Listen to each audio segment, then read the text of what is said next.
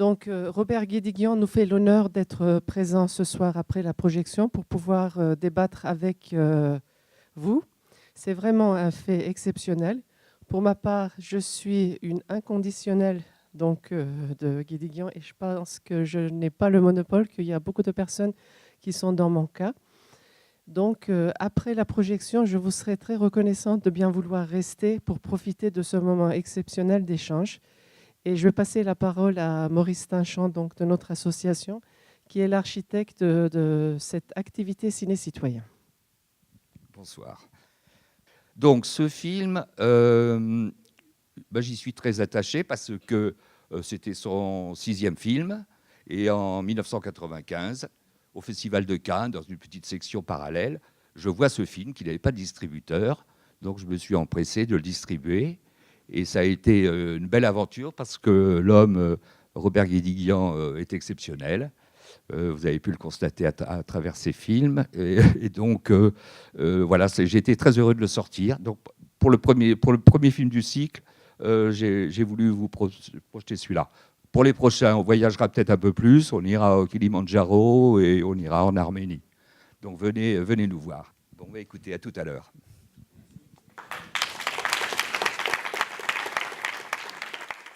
C'est sur le long terme que nous devons nous préoccuper du développement de notre économie, même si cela implique aujourd'hui des difficultés pour les travailleurs. C'est du travail pour leurs enfants que nous préparons. Depuis tellement longtemps, ce que je voudrais savoir, c'est pourquoi le choix de ces mêmes acteurs, en fait. Est-ce que les autres sont mauvais ou est-ce que, en fait, c'est aussi cette tendresse, en fait, systématique de choisir ces mêmes acteurs et de les retrouver à chaque fois dans vos films. Le début de ça, c'est effectivement une histoire générationnelle, en fait. C'est-à-dire c'est une histoire donc une bande de jeunes gens qui décident de faire du cinéma ensemble. Donc on a tous le même âge. On est né non, j'ai pas dit l'année, mais à un an près, on a tous le même âge. Grosso modo, quoi. Hein, et on a commencé à faire du cinéma ensemble, à vouloir faire un certain type de cinéma aussi qui n'était pas si facile que ça à faire en ce moment-là, qui n'est toujours pas facile d'ailleurs. Hein. À faire un cinéma donc un peu particulier, hors des normes, faire un cinéma, appelez-le comme vous voulez, hein, d'auteur indépendant, enfin oui, voilà, ou RSC, on disait, voilà, tous ces mots-là, quoi, voilà. Mais ça n'a jamais été simple.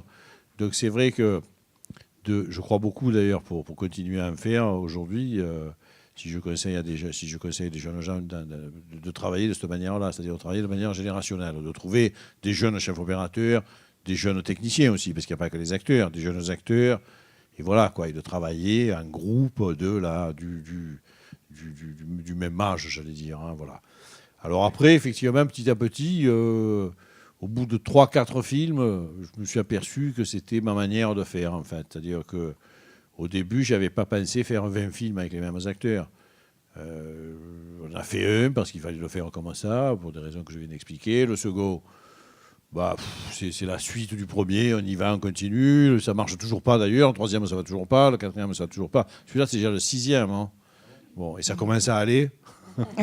Voilà.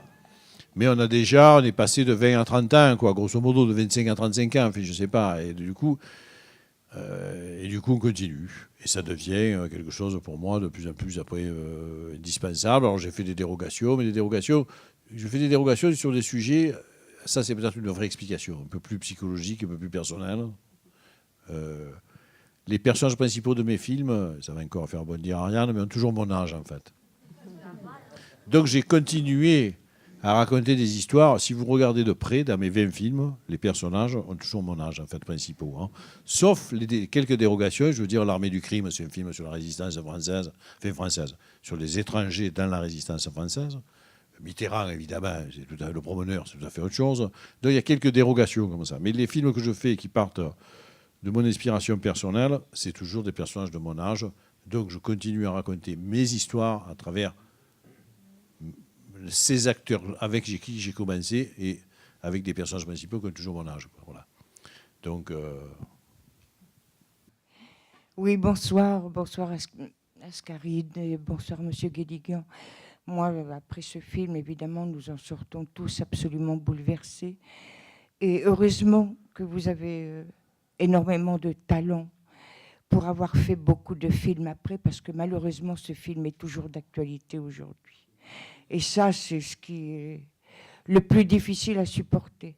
Mais continuez à nous enchanter tous les deux. Et vos acteurs préférés. Merci. Merci, madame. Oui, il y a tellement de choses dans le scénario, mais juste le fait que vous osiez montrer une femme qui est battue, c'est l'inspiration de qui? Oui, non, vous savez, j'ai toujours été curieux du monde qui m'entourait, donc je suis informé des choses. Ça ne veut pas dire que c'est des choses que j'ai vécues d'une manière ou d'une autre, hein. Mais c'est des choses que je sais. Mais parce que je crois que si on veut faire du cinéma, il faut lire les journaux tous les matins. Et toutes les rubriques. Enfin. Hegel disait ça pour la philosophie, hein, qu'il fallait lire le journal tous les matins. Mais moi, je dis que pour le cinéma, c'est pareil. Je veux dire, quand même, faire des films, c'est être, je crois, imprégné en fait, de tout ce qui se passe dans le monde dans lequel on vit. Ce que je trouve d'ailleurs de moins en moins vrai dans le cinéma français et plus vrai ailleurs. J'ai regardé dans les jours qui viennent de passer, parce que j'ai terminé un nouveau film, enfin, le tournage en décembre, donc je n'ai pas regardé de film pendant plusieurs mois parce que j'ai tourné moi-même. Depuis janvier, je suis revenu, je regarde quelques films. C'est vrai que je me disais ça. On a vu là, tu as vu aussi les deux. Récemment, on a vu le film iranien, par exemple, le baccalauréat. Le baccalauréat. Non, oui. Iranien.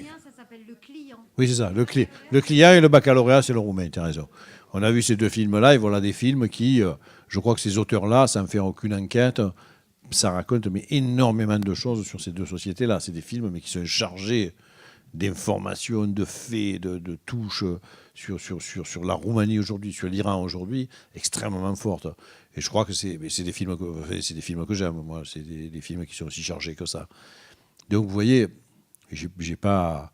Ça, c'est pas forcément personnel. Ce qui est personnel, c'est les personnages principaux. C'est presque leur état ou l'étape de leur vie qu'ils ont atteint, en fait. Et du coup, ils réfléchissent à des enfants ou pas, à des choses de ce type-là. Voilà. Ça c'est plus personnel. Mais après, quand on parle du monde, il faut quand même le connaître un peu et essayer de le découvrir à travers toutes ces informations, toutes les informations qu'on peut recueillir partout.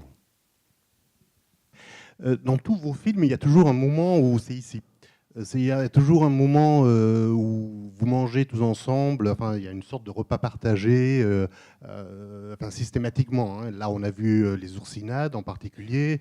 Dans le prochain film qu'on verra, il y a les sardinades, hein, il me semble. Dans un film avant, je me rappelle, il y avait des pâtes avec... C'est des éclisses, c'est ça? Clovis. Voilà, les Clovis, où vous dites c'est très bon, les Clovis, vous, Ariane. Donc, je me rappelle très bien de cette scène. Une question simple, c'est en fait, je me disais, bon, vous le faites peut-être pour le scénario, vous le faites aussi parce que finalement, c'est à un moment donné, toute l'équipe mangeait et puis vous en profitez pour filmer. Oui, j'ai toujours des questions très, très fondamentales hein, sur la vie. Non, mais... Oui. C'est vrai que le repas est un moment fort depuis toujours et partout et dans toutes les sociétés, je crois. C'est-à-dire le moment du repas est un moment d'abord indispensable, mais parce qu'il est indispensable, il a été ritualisé. Fait comme tous les ethnologues, les anthropologues travaillent sur le repas, la nourriture, etc. C'est vrai que c'est une chose, c'est une pratique à travers laquelle on peut effectivement découvrir une société et la comprendre. Outre le fait que, effectivement, en général, quand je tourne des scènes comme ça, c'est vrai que nous mangeons après ce que nous avons filmé. Parce qu'on fait des vrais plats. Voilà. Donc, mon décorateur, c'est Chine, mais j'ai des vrais plats. Et là, je ne vous dis pas ce qu'on a fait cet hiver, parce que, comme effectivement, dans le film, il y avait un personnage qui était pêcheur. Donc, chaque fois qu'effectivement, on filmait du poisson, des dorades, des bars, des bonites, en fait, des petits thons, des rougets, on savait que tout le monde faisait attention à ce que la cagette ne soit pas abîmée ou pas trop touchée par les techniciens ou pas trop touchée par les acteurs, parce qu'on disait, mais merde, on va manger ça ce soir. Faites gaffe, parce que tous les soirs, on mangeait ça. Il y a de l'aïoli aussi. Hein. Il y a l'aïoli aussi, oui. Oui. D'abord, merci pour ce très beau film. C'est très rare, moi, que je pleure au cinéma. Et là, j'ai pleuré, tellement j'étais bouleversée. Parce que vous avez l'attention pour les gens qui veulent survivre, coûte que coûte. Ce sont des gens qui se battent et ils font avec leurs moyens. Et en plus, avec une poésie folle. Enfin, ça, c'est grâce aussi à vos acteurs. Et tout à l'heure, il y a quelqu'un qui a dit que vous preniez toujours les mêmes acteurs. J'en connais certains, ce sont des copains. Et je suis contente de vieillir avec eux en les retrouvant sur l'écran. Et je trouve que ce qu'il y a, c'est que ça donne encore plus de liberté. Mais je voulais savoir, le scénario est d'une telle richesse. Comment travaillez-vous? Parce que le théâtre, c'est pas du théâtre documentaire, ça me fait penser à Victor Hugo. Enfin, moi, je suis une grande lectrice de choses vues. Et je retrouve des choses de l'esprit de Victor Hugo, mais en images, et aussi avec un art du dialogue qui est absolument, pour moi, exceptionnel. C'est-à-dire qu'il n'y a rien de faux dans ce qu'on entend, mais en même temps, c'est une langue inventée. C'est-à-dire que c'est un monde que vous recréez à partir du monde qui existe. Et j'aimerais savoir combien de temps, c'est un peu bête comme question, mais combien de temps il vous faut pour travailler à un scénario d'une telle richesse et puis après à réunir les gens pour mettre ça en image. C'est un boulot, moi, qui m'épate, voilà, en dehors du fait que ça me bouleverse et que ça me fait plaisir de voir des gens qui parlent de ce monde-là. Non, merci. C'est d'abord des compliments qui sont nombreux là, dans ce que vous venez de me dire, mais ouais. Victor Hugo, Victor Hugo, c'était un de mes auteurs de chevet. J'ai beaucoup lu.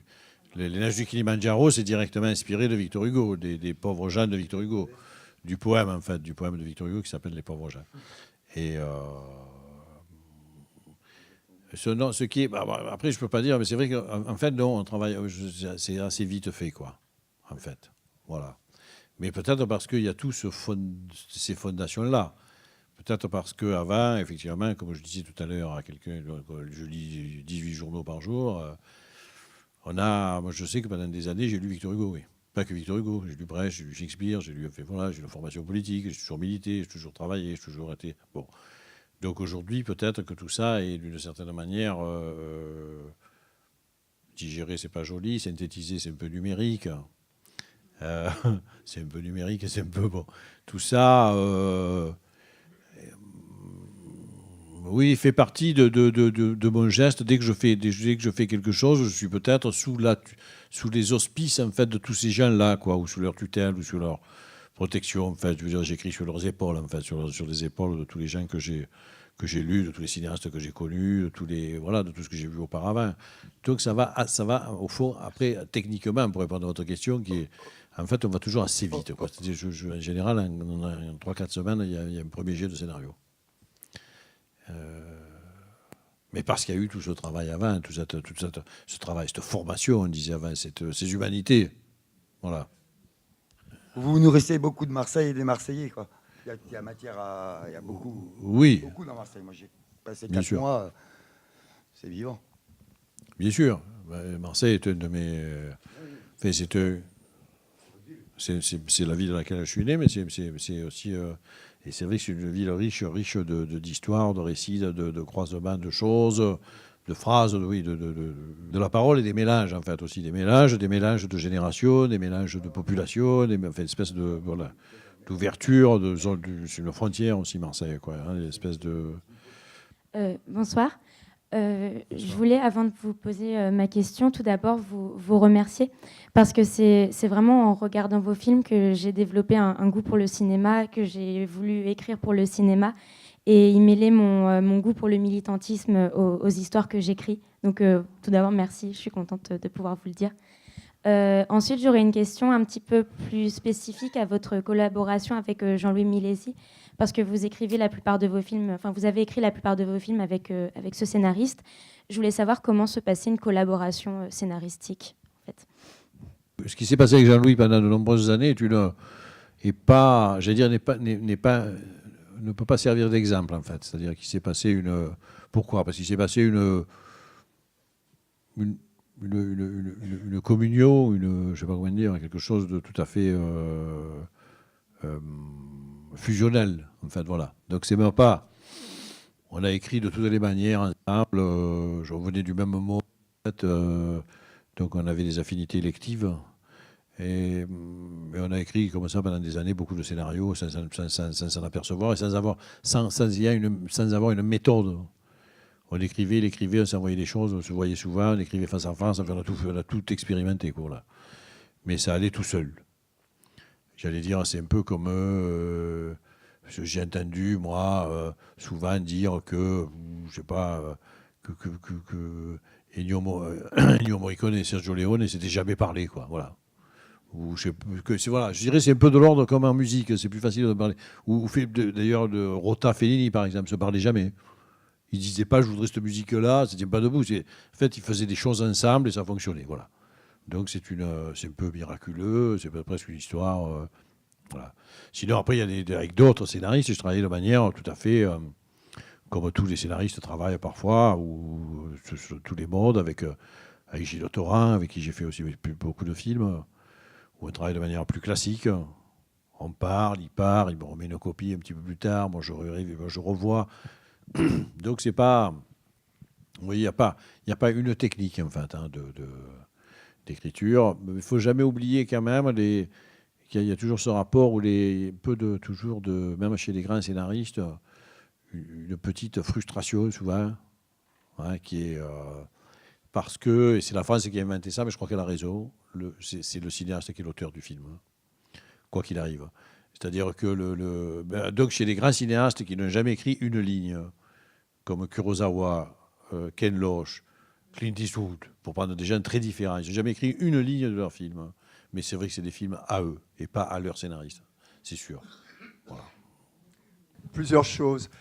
Dans la crypte de la Bonne Mère, est-ce que vous avez filmé en direct les autorisations ou est-ce que c'est, on va dire, du décor ? D'autre part, est-ce qu'on peut dire que vos films sont à portée politique ? Oui, non, d'abord, la crypte, on a bien sûr dans la vraie crypte avec des autorisations qu'on obtient tout à fait normalement, en fait, sans trop de soucis, en payant un peu quand même. Mais il n'y a quasiment plus d'autorisation qui n'est pas payée dans les institutions partout. Sinon, le film est éminemment politique. En particulier, en fait, il commence par un discours et finit par le même discours. Parce qu'il oppose un tous ensemble à un autre tous ensemble, en fait. C'est pas les mêmes tous ensemble. Et le film a commencé comme ça. Il y a d'abord un patron qui dit soyons tous ensemble.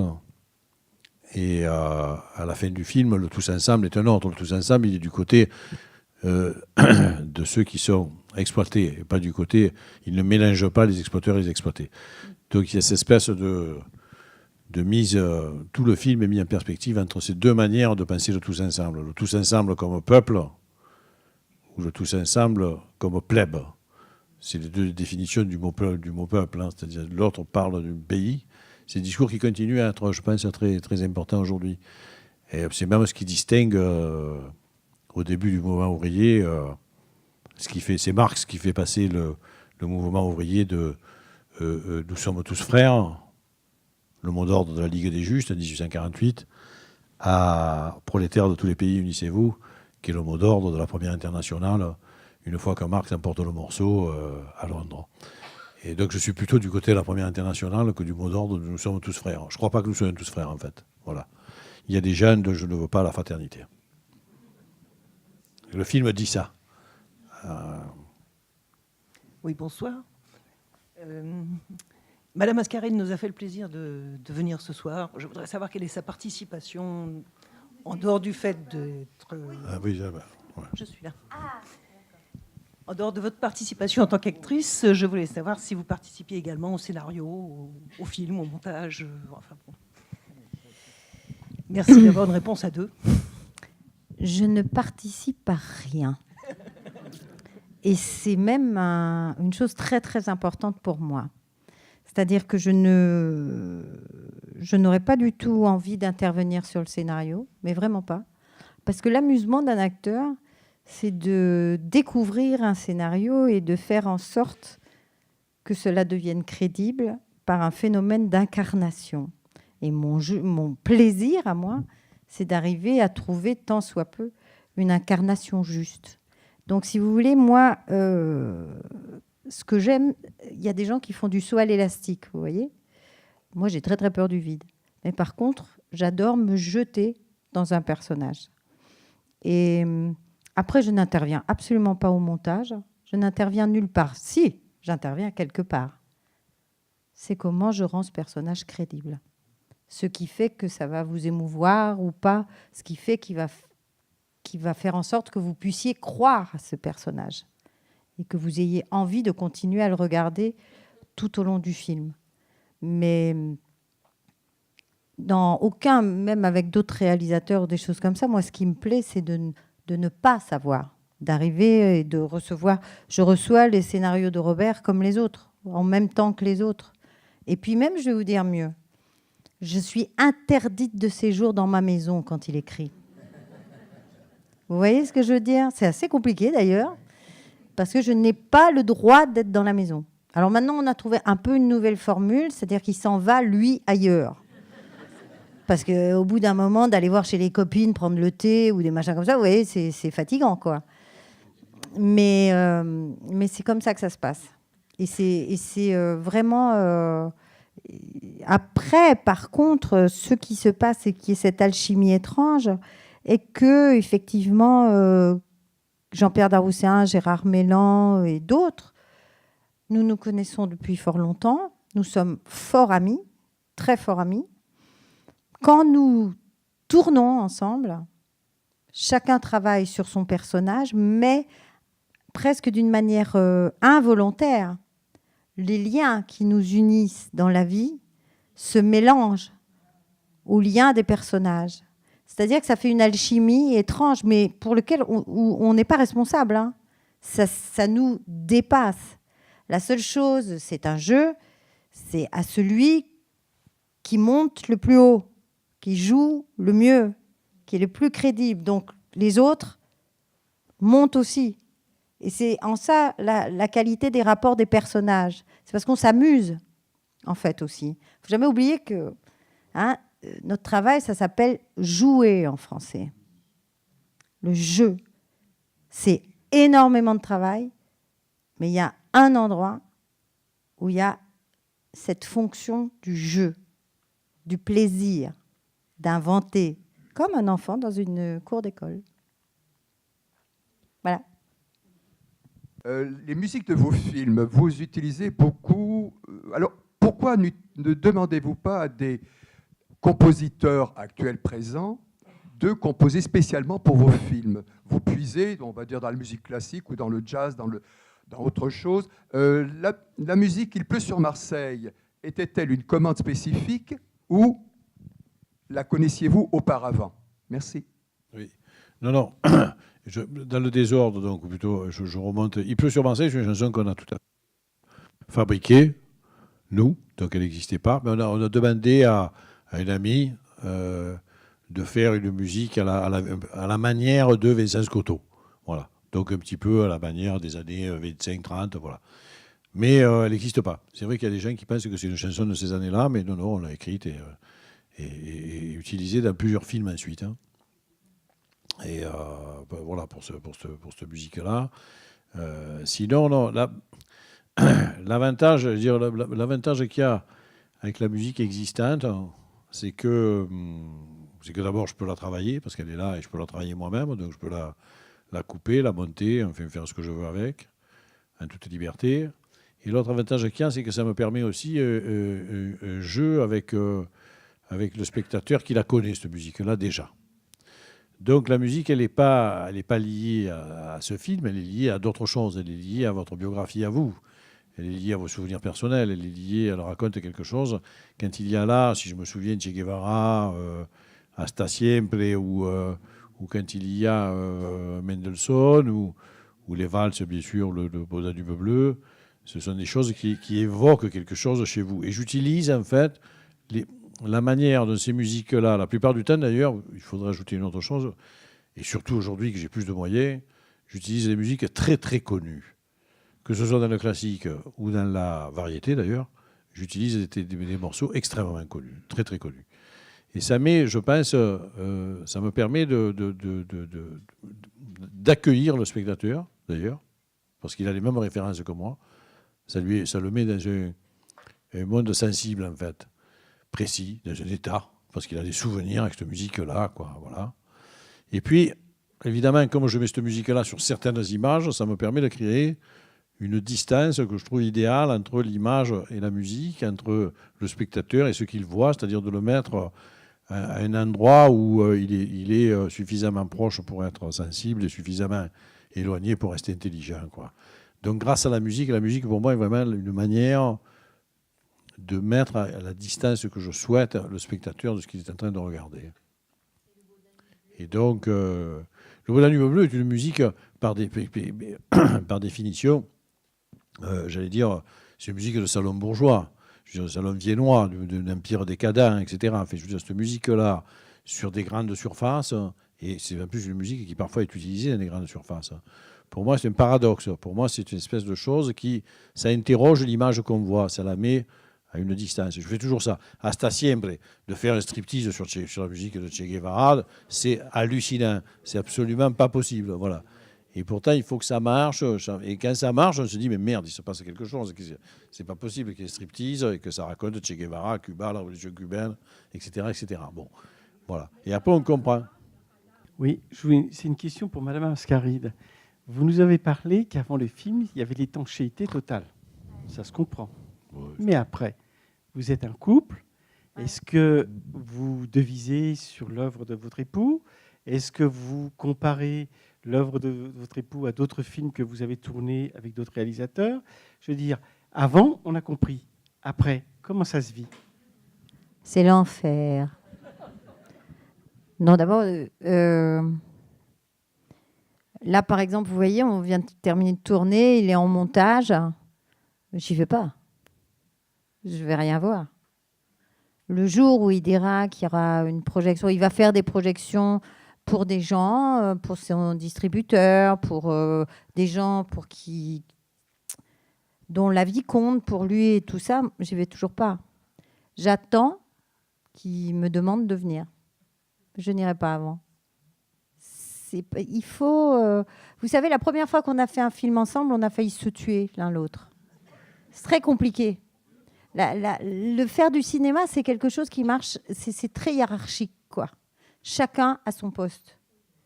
Et de me mêler de ce qui ne me regardait pas faisait que ça devenait complètement dingo. J'ai fait un film pour comprendre ça. Et à partir de ce moment-là, je ne me suis plus mêlée. Après, il me fait toujours venir à un moment précis, voir la projection. Et je suis connue pour lui foutre le moral en l'air. Non, pas en haut, en lui disant, enfin oui et non, en lui disant, je comprends pas pourquoi tu as fait ça, c'est nul, c'était mieux. Parce qu'il faut savoir que le montage chez Robert, c'est très très important parce qu'il réécrit complètement le film. Donc, ce que vous avez tourné, le scénario que vous avez lu, il y a des moments où vraiment c'est envoyé en l'air et avec les mêmes séquences, c'est complètement une autre histoire. Vous voyez ? Donc, il y a des fois où il envoie tellement en l'air que c'est pas juste. Donc, je suis celle qui vient dire c'est nul. Et voilà. Et après, en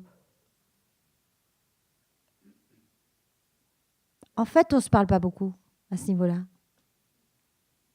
On avance ensemble, mais on se parle pas beaucoup. Comment voulez-vous qu'on parle beaucoup de quelque chose qui raconte notre propre rapport au monde? Vous voyez ce que je veux dire? Il y a un endroit où on le sait. C'est pour ça qu'on continue à faire ces choses-là ensemble. Il faut être un peu tapé comme comédienne pour faire depuis 30 ans des films avec le même réalisateur quand même. Il faut qu'il y ait quelque chose de plus important que simplement d'aller faire un film. Faire un film, bien sûr, et j'en fais d'autres, et je vais travailler avec d'autres gens, et je reviens, et tout ça. D'ailleurs, je parle très peu quand je travaille. Je parle très, très peu de ce que je suis en train de faire. Après, les gens le regardent, mais je ne suis pas quelqu'un qui parle de mon travail. Mais parler de ce qu'on fait tous les deux, avec Jean-Pierre, ou avec Gérard, ou avec Jacques Boudet, depuis 30 ans, on le sait. Vous voyez ce que je veux dire? On s'en fout. On s'en fout. On parlera de l'Arménie. Vous aviez dit, il y a quelques années, que vous vouliez faire une sorte de commémoration, j'ai horreur de ce mot, mais de rappeler quand même le génocide de 1915. Vous avez fait 2 films, donc L'Armée du crime. Vous en avez fait un autre qu'on verra, donc il doit s'appeler Retour en Arménie, qu'on verra Voyage en Arménie, pardon. Comptez-vous, je dirais, faire un film plus spécifique sur ce massacre? Oui. J'ai fait une histoire de fou aussi. J'ai fait une histoire de fou, mais qui va passer sur le canal dans un mois d'ailleurs, mais qui est sorti le 11 novembre. C'est-à-dire le 11 novembre, c'est 2 jours avant le 13 novembre. C'est un film qui a pris un sérieux coup. Évidemment, les salles étaient fermées le week-end de la sortie. On sortait à 200 copies quand même. Donc tu vois, c'était... Enfin, on a fait 100 000 entrées ou 110 000 entrées, ce qui était mon plus mauvais chiffre depuis 20 ans. Quoi. Voilà. Alors, le film, après, il a bien fonctionné à l'étranger, etc. Tout ça. Puis on va continuer, évidemment, en DVD, il va passer à la télé, et on le verra. C'est un film qui parle plus spécifiquement de cette histoire, mais de cette histoire du génocide arménien, mais surtout de la mémoire, en fait, de ça. C'est-à-dire, c'est un film qui fait plutôt l'histoire de cette mémoire. Voilà. Et qui est, je crois, un film... c'est un des films que je préfère, hein, de ceux que j'ai fait. Parce que c'est dans le rapport entre la pédagogie, le romanesque, l'épaisseur, les raconter 100 ans d'un peuple à travers 3 générations, etc. Tout ça, j'avais très peur en le faisant, et je suis très content, je crois que je l'ai réussi. C'est un des rares films que je dis avoir réussi. Voilà, mais qui a effectivement qui a été frappé de ce malheur-là, quoi, je veux dire, de sa diffusion. Vous avez évoqué le montage. Alors, vous réécrivez beaucoup au montage, ce que vient de dire Ariane. Comment ça se passe? Je sais que vous avez le même monteur, c'est toujours M. Sassia. Oui. Encore cette fois-ci. Donc, oui. Est-ce qu'il y a une alchimie comme avec votre scénariste? Et comment se passe le montage pour vous? Combien de temps ça dure? Quand est-ce que vous arrivez? Est-ce que... Voilà. Non, on monte à peu près dans les temps normaux du cinéma français, c'est-à-dire entre 3 et 5 mois. Non, ce qu'il y a de, si vous voulez, avec Bernard d'abord, là où on s'entend bien, c'est qu'on s'autorise tout et qu'on fait tous les essais possibles et imaginables. C'est-à-dire qu'effectivement, en général, les séquences valsent dans tous les sens. Ce qui était au début se retrouve à la fin, ce qui était à la fin se retrouve au début. Les choses sont sens dessus-dessous par rapport à la manière dont elles ont été organisées au niveau du scénario. Sauf quand il y a des obligations de scénario parfois très précises. Il y a des enchaînements. Si un personnage est mort, il ne peut pas réapparaître. Encore que, on peut toujours imaginer. Je crois qu'on a déjà fait des choses de ce type-là et faire revenir un personnage qui avait disparu, sous la forme d'un rêve, par exemple. Donc on peut aller jusque-là. On va vraiment jusqu'à réécrire. Et Bernard est quelqu'un qui a fait aussi d'ailleurs beaucoup de documentaires et qui a toutes les audaces, en fait, qui n'est pas académique et du tout, et qui fait avec moi ce parcours-là, un parcours d'essais, de tentatives, de remise en cause, mais qui était un peu plus lente avant, mais qui va assez vite aujourd'hui. Aujourd'hui, c'est là aussi, avec le numérique, on peut vraiment refaire une proposition en une journée, refaire une proposition, déstructurer un film complètement et le regarder comme ça. Voilà. Et on essaie ça. On fait ces choses-là. Ouais.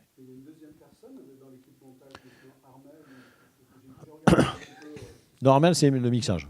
D'accord. Okay. Et c'est monté à Marseille ou c'est à Paris? Non, c'est à Paris. C'est à Paris depuis... Oui, il y en a.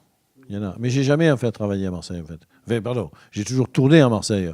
Mais j'ai le boîte de production. Je suis à Paris depuis 1975. Et donc j'ai toujours tourné à Marseille. Beaucoup de gens pensent que j'habite à Marseille.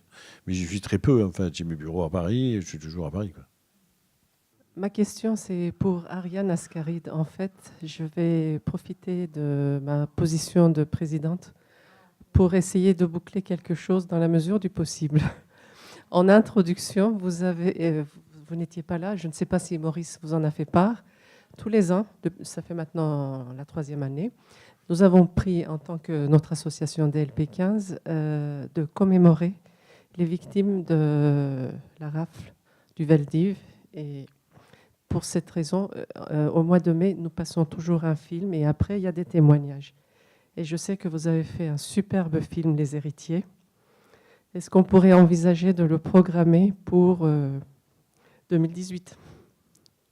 Ma chère Zelda, j'appelle Marie-Cassie Mention Char demain et je lui demande si elle veut bien.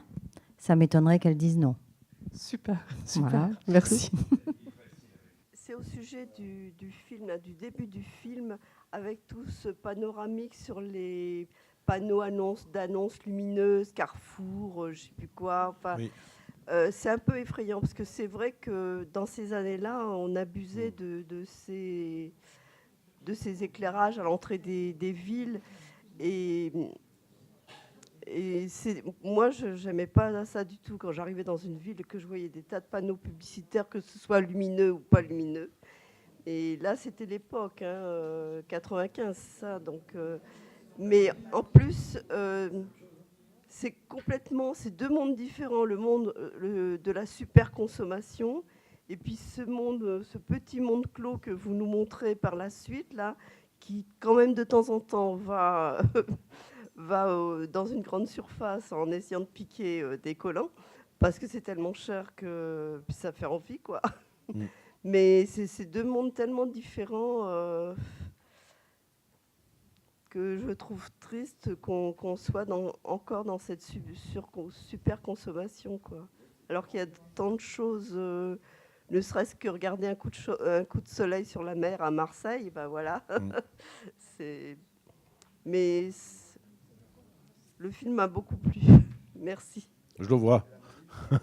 Merci. Merci. Ouais.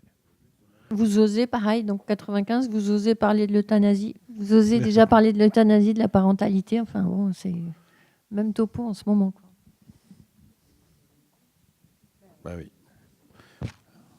Et je vous dis, il n'y a que parler de tout. Être informé sur tout, parler de tout. Je crois qu'il faut faire des films qui racontent le monde dans lequel on est, toujours. Dans tous ces aspects, même à travers une phrase, une allusion, un geste, un costume, un décor, une voiture, enfin, essayer de toujours... En tout cas, moi, c'est le cinéma que j'aime. Merci, Ariane. Merci, Robert. On vous quitte. Merci à vous. Merci. Merci.